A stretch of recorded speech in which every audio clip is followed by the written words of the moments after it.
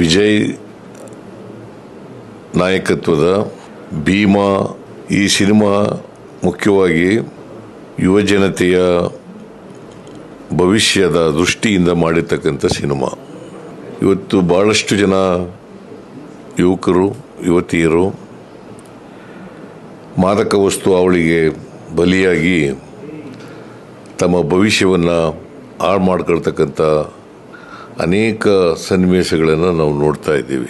ಈ ಸಿನಿಮಾ ಉದ್ದೇಶ ಯುವ ಸಮೂಹ ಈ ಡ್ರಗ್ಸ್ ಅವಳಿ ಇದರಿಂದ ದೂರ ಇದ್ದು ತಮ್ಮ ಭವಿಷ್ಯವನ್ನು ರೂಪಿಸ್ಕೊಳ್ಬೇಕು ಅಂತಕ್ಕಂಥ ಸದುದ್ದೇಶದಿಂದ ಮಾಡಿರ್ತಕ್ಕಂಥ ಸಿನಿಮಾ. ಅದು ಸಫಲ ಆದರೆ ಸಿನಿಮಾ ಮಾಡೋದಕ್ಕೆ ಸಾರ್ಥಕ ಆಗ್ತದೆ ಅಂತೇಳಿ ನನಗನ್ಸುತ್ತೆ. ದುನಿಯಾ ವಿಜಯ್ ಅವರು ಇಂಥ ಒಂದು ಸಿನಿಮಾ ಮಾಡಿರ್ತಕ್ಕಂಥದ್ದು ಭಾಳ ಒಳ್ಳೆಯದು.